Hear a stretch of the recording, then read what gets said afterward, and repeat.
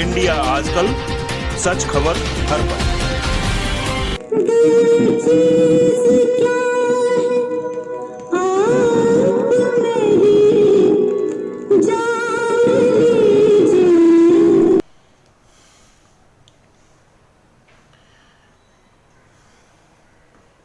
किस्से बॉलीवुड के।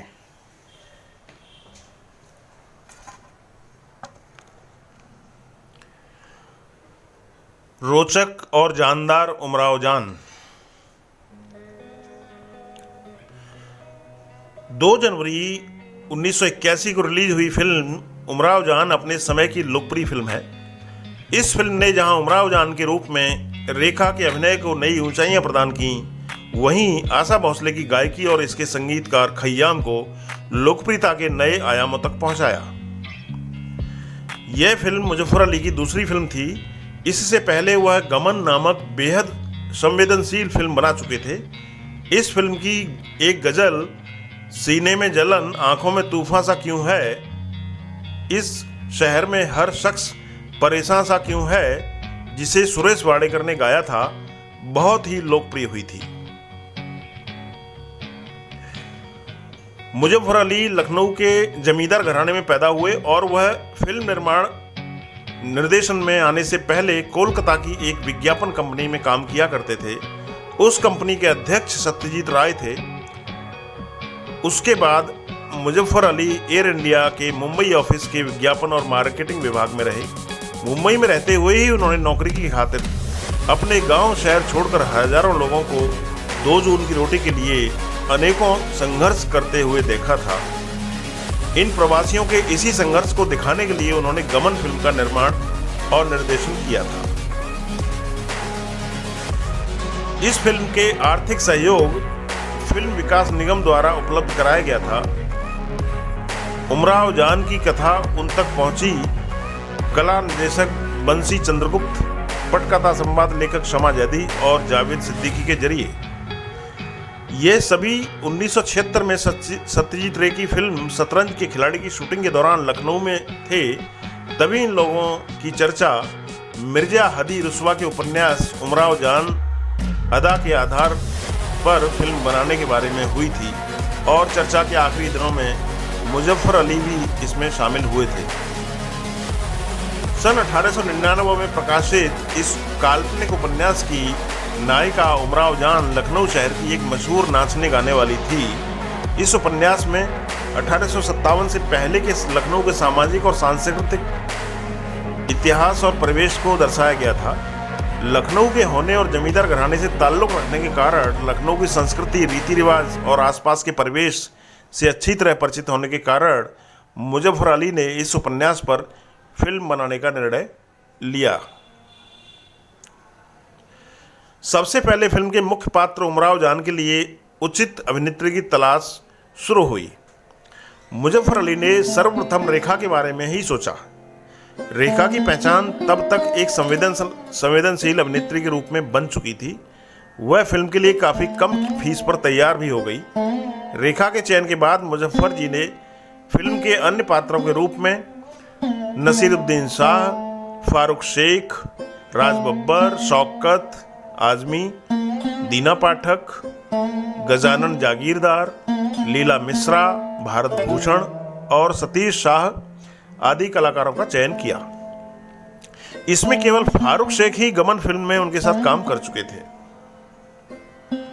अब दूसरा सबसे महत्वपूर्ण हिस्सा था संगीत का। इसके लिए मुजफ्फर अली की पहली पसंद जयदेव थे, जो उनकी फिल्म गमन में लोकप्रिय संगीत दे चुके थे।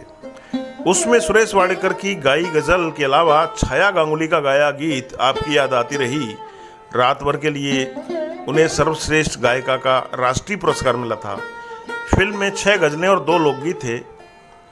गजलों के लेखन के लिए अलीगढ़ के मशहूर शायर शहरयार को चुना गया, जो उनके लिए गमन में भी लिख चुके थे और उमराव जान नॉवेल पर उनकी पीएचडी थी। फिल्म के संगीत पर काम शुरू हुआ, लेकिन कुछ दिनों बाद ही जयदेव फिल्म से अचानक अलग हो गई। अंदाजा यह लगाया गया कि जयदेव गजलों को किसी और से गवाना चाहते थे और मुजफ्फर अली गजन का मन था कि यह सभी गजलें आशा भोसले से गवाई जाएं। खैर, जयदेव के अलग होने के बाद संगीत की जिम्मेदारी खय्याम को सौंपी गई। खय्याम अपने संगीत पर बेहद मेहनत करने के लिए विख्यात थे। इस फिल्म के लिए भी उन्होंने 1856-57 के समय की संगीत शैली, गज़ल कहने का तरीका, उस समय कौन से वाद्य यंत्र थे, उनका बहुत बारीकी से अध्ययन किया और फिर संगीत बनाना तैयार किया। सभी गीतों की धुन तैयार होने और गीतों के रिकॉर्ड होने में लगभग 1 साल लग गया। सबसे पहले दिल क्या चीज़ है की धुन बनाकर रिकॉर्ड की गई। इसकी रिकॉर्डिंग के समय आशा जी ने खय्याम से शिकायत की कि मैं जिस स्वर में गाती हूँ यह उससे काफ़ी निचला स्वर है, मुझे गाने में मुश्किल होगी, इसलिए पहले दिन की रिकॉर्डिंग कैंसिल करने की नौबत आ गई। लेकिन खय्याम जी ने उनसे कहा कि पहले मैं जिस स्वर में कह रहा हूँ आप उसमें गा लें और बाद में जिस स्वर में आप चाहती हैं उसको रिकॉर्ड कर लिया जाएगा। पहले गाना निचले स्वर में रिकॉर्ड किया गया और आशा जी खुद अपनी आवाज़ सुनकर आश्चर्यचकित रह गईं और फिर सभी गज़लें उन्होंने निचले स्केल पर ही गाईं। इसमें एक गज़ल जिंदगी जब भी तेरी तलत अजीज से गवाई गई थी, जो किसी फिल्म के लिए गाई गई उनकी पहली गज़ल थी। फिल्म के आरंभ में गीत काहे को ब्याही विदेश लोकगीत था, जिसे खय्याम की पत्नी जगजीत कौर ने गाया था। फिल्म की कथा पटकथा का काम शमा जैदी और जावेद सिद्दीकी ने मिलकर संवाद जावेद सिद्दीकी ने लिखे थे। इसमें भी 1 साल का समय लगा। इस बीच मुजफ्फर अली की पत्नी सुहासिनी अली ने फिल्म के हर चरित्र का गहराई से अध्ययन कर हर पात्र के हिसाब से वस्त्र और आभूषण तैयार किए। महिला पात्रों के लिए असली मोतियों और नग से जड़े हुए आभूषण बनाए गए। शूटिंग आरंभ होने से पहले रेखा ने उर्दू भाषा के उच्चारण का और नृत्य का भी अभ्यास किया था। 2 लंबे शेड्यूल में फिल्म की शूटिंग लखनऊ, कोटवारा और लखनऊ के आसपास के इलाकों और मुंबई के महबूब स्टूडियो में की गई। हवेली के शॉट लखनऊ में ही एक हवेली में शूट किए गए थे। इस बीच कला निर्देशक बंसी चंद्रगुप्त अलग हुए तो यह काम फिर मुजफ्फर अली ने ही संभाला। उमराव जान के कोठे के सारे सीन महबूब स्टूडियो में फिल्माए गए। पैसे की कमी के कारण फिल्म आरंभ होकर फाइनल प्रिंट निकलने तक 2 साल लग गए। मुजफ्फर अली ने कलात्मक दृष्टि से कोई समझौता नहीं किया। फिल्म बहुत ही किफायत से बनाई गई थी, इसलिए मात्र 35 लाख में बनकर तैयार हो गई। चलते चलते जब यह फिल्म पहल रिलीज हुई तो 2-3 सप्ताह के बाद ही सिनेमाघरों से उतर गई और कुछ खास नहीं चली। लेकिन फिर धीरे धीरे गीत लोकप्रिय होते रहे और फिल्म को 8 महीने के बाद जब दोबारा रिलीज किया गया तो यह फिल्म कई माह तक सिनेमाघरों में चलती रही और बहुत बड़ी हिट साबित हुई।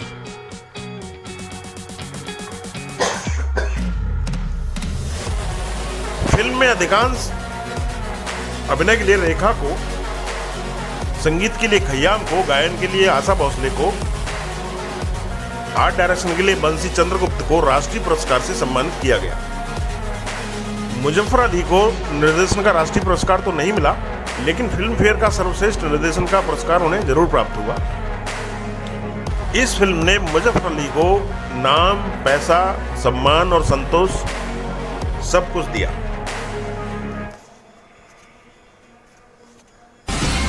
इंडिया आजकल, सच खबर हर पल।